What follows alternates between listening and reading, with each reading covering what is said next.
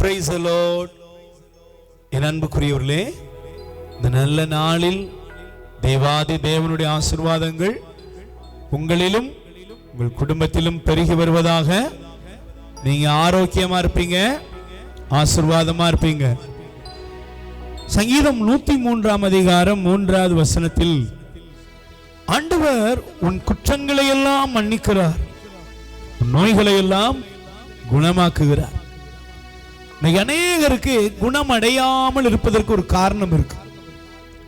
சமீபத்தில் ஒரு சகோதரி அவர்கள் நோய்வாய்ப்பட்டு மிக மெலிந்த நிலையில் மருத்துவம் எல்லாம் பார்த்தும் பிரயோஜனம் இல்லாத ஒரு சூழ்நிலை, ஒரு நலிவுற்ற நிலையில் அவர்கள் வந்தார்கள்.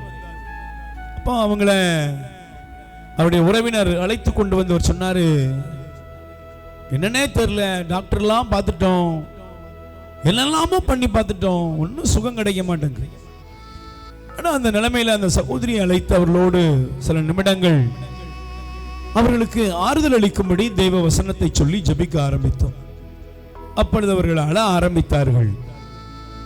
சில நிமிடங்கள் கழித்து அவர்கள் பேசினார்கள். நீண்ட காலமாய் என்னுடைய மனதை ஒரு காரியம் ஒவ்வொரு நாளும் அழுத்திக் கொண்டே இருக்கிறது. நான் செய்த பாவங்கள், குற்றங்கள், தவறுகள் என் கண்முன்னே இருக்கிறது. அதை நினைக்கும் பொழுதெல்லாம் எனக்கு மனம் சோகமடைந்து போகிறது. யார்ட்டையும் பேச விரும்பல, வியாதியும் பலவீனம் என்னை தாக்கியது என்று அவர்கள் அழ ஆரம்பித்தார்கள். என் அன்புக்குரியவர்களே, இந்த சகோதரிக்கு ஒரு நம்பிக்கையை கொடுத்தோம். உன் மனசுல இருக்கிற இந்த பாவ குற்ற உணர்விலிருந்து இயேசு உன்னை மன்னிப்பார். நல்ல ஒரு பாவ சங்கீதனம் செய்து அந்த நாளிலே நடந்த ஜெபத்திலே அவர்கள் பங்கெடுத்தார்கள். பாருங்கள், மருத்துவர்க்கெல்லாம் மேலான மருத்துவர் இந்த மகளை ஆசீர்வதித்தார். நோய் நீங்கியது. எல்லார் கூட கலகலப்பான சந்தோஷமா இருக்கிறார். நீங்க கூட ஒருவேளை வியாதியிலையும் பலவீனத்திலையும் வாடுகிறேனே, நான் செஞ்ச தவறுகளும் பாவங்களும் என்னை அழுத்துகிறதேன்னு உட்கார்ந்திருக்கீங்களா? பிரியமானவர்களே, இயேசு நம் பாவங்களை மன்னிப்பார். உன் பாவங்கள் மன்னிக்கப்பட்டன. இயேசு ஒவ்வொரு நாளும் நம்மை பார்த்து சொல்றார், மகனே, மகளே, உன் பாவங்கள் மன்னிக்கப்பட்டது. நீ எந்த இடத்துல இருக்கிற முழங்கால் படியிட்டு இசப்பா என் பாவங்களை மன்னியும் என்று சொல்லிப்பார். உன் குற்றங்களை மன்னிப்பார். எல்லா நோயிலிருந்தும் இயேசு உனக்கு விடுதலை தருவார்.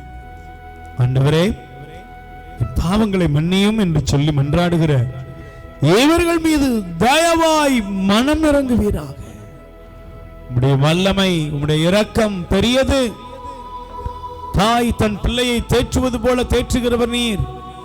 இப்பொழுது அற்புதம் நடக்கட்டும், அற்புதம் நடக்கட்டும், ஆசீர்வாதம் பெருகட்டும்.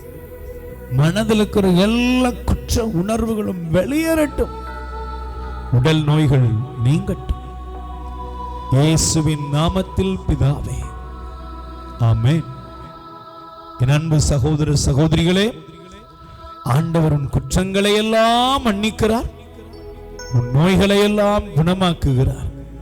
சங்கீதம் திருப்பாடல் 103:3 படி மனதிற்கு சமாதானத்தையும் உடலுக்கு ஆரோக்கியத்தை தந்து ஆண்டவர் உங்களை ஆசீர்வதிப்பார். God bless you. மரியே வாழிய. உயிர் வாழ உணவளிப்போம். இரக்கத்தின் ஊற்று கத்தோலிக்க தியான இல்லத்திலிருந்து பிள்ளைகளால் கைவிடப்பட்ட வயதான அப்பா அம்மாக்கள் 100 பேருக்கு தினமும் அவர்கள் இருக்கும் இடங்களுக்கு உணவு கொண்டு போய் கொடுக்கப்படுகிறது. அன்புக்குரியவர்களே, உங்கள் பிறந்த நாள், திருமண நாள், உங்கள் இல்ல வைபவங்கள், இறந்தவர் நினைவாக நீங்கள் உணவளித்து உதவி செய்யலாம். உங்கள் அன்பு கரத்தை நீட்டுங்கள். ஆண்டவர் உங்களை ஆசீர்வதிப்பார். எங்கள் முகவரி: இரக்கத்தின் ஊற்று கத்தோலிக்க தியான இல்லம், புன்னைக்காயல், தூத்துக்குடி மாவட்டம். அலைபேசி எண் 9894118201. கடவுள் உங்களை நிறைவாய் ஆசீர்வதிப்பாராக.